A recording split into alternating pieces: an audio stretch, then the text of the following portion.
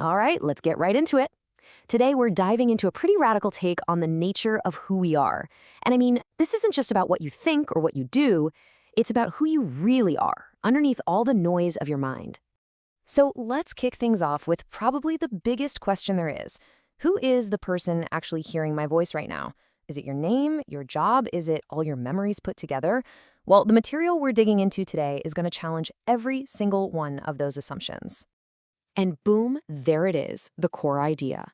The argument here is that your real identity, your true self, isn't that collection of thoughts and feelings you call me. No, it's the silent awareness behind all of it. Now, that's a huge shift in perspective. So let's walk through how you get to that realization. Now, the way this manifesto puts it, the journey doesn't start with some big struggle. It actually begins with an invitation. And it's described as a kind of cosmic message of pure love. You know these lyrics, right? Well, this text offers a pretty wild interpretation of them. It's not just a feel-good love song, it's a reminder protocol. It's like a signal, a transmission, reminding us of our true nature, a love that's totally absolute, and comes with a lifetime guarantee. Because, well, it's what you already are. So when does this big realization hit? It's argued that it happens in those moments of pure, raw vulnerability. You know, when we finally drop the act, when that carefully built persona we show the world starts to crack, that's the opening. That's when this deeper truth can just flood in. Okay, so if the mask cracks, what's behind it? This brings us to the absolute core concept of this whole thing, the silent, unchanging observer that's always been there. Okay, so here's the crucial part. Think about it. Your thoughts, your feelings, even your body, they're all changing all the time. But this witness consciousness, it's the one constant. It's like the screen that the movie of your life is playing on. It's the sky that holds all the clouds as they pass by. It doesn't get older, it never gets hurt, it just is. You can even try to spot it right now. Seriously, just take a second and watch your thoughts. Who is it that's doing the watching? That quiet, still presence in the background? That's the witness. And you know, this isn't some brand new idea somebody just cooked up. This concept of a silent observer is universal. I mean, look at this list. From the self in Hindu philosophy to the divine spark in Christian mysticism, cultures all over the world for thousands of years have been pointing to this exact same fundamental truth. It's a shared human thing.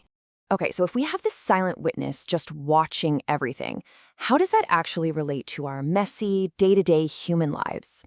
To get a better handle on this, the text introduces a really powerful way to think about it, using the ancient archetypes of Shiva and Shakti. Think of it like this. It's pretty simple. Shiva is that unchanging consciousness we were just talking about, that pure, silent awareness. And Shakti? She's the dynamic, creative energy of life itself. Your thoughts, your actions, the entire universe in motion. One is the stillness, and the other is the dance.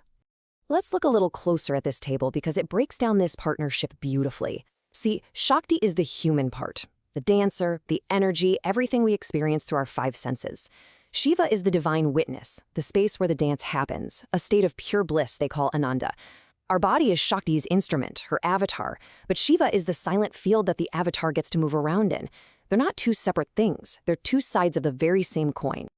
Now, once you start to really feel this, it naturally leads to what can be the toughest part of the whole journey, letting go of that small, limited idea of I. But this isn't framed as something to fear, not as an end, but as this profound, incredible rebirth. So here's how that whole process is laid out. As you can see in these 4 steps, it all starts when the mask cracks, that moment of vulnerability we mentioned earlier. Next, that personal I, which is described here as the software of the personality, just kind of dissolves for a bit. And what's left when that happens? Just pure awareness. And it's from that space that a whole new understanding emerges. You realize you're not a human having a spiritual experience, you're actually a divine being dreaming a human one. So what's the point of all this? How do you actually live from this place? Well, this final section is all about empowerment, about reclaiming what the text calls your sovereign birthright. This is it. This is the ultimate conclusion.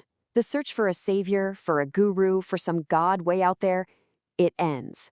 The realization is that the divine consciousness you were looking for was your own true nature all along.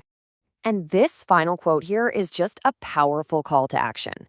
It's basically saying that once you realize you are the consciousness in which reality is happening, all those external systems of control, they lose their grip. It's a declaration of ultimate freedom and creative power. So we end up right back where we started, with a question. But it's a totally different question this time, isn't it? It's not who are you? It's something way more powerful. Knowing this, remembering who you really are, how are you going to live? What choices will you make? What kind of world will you create? That is the real journey.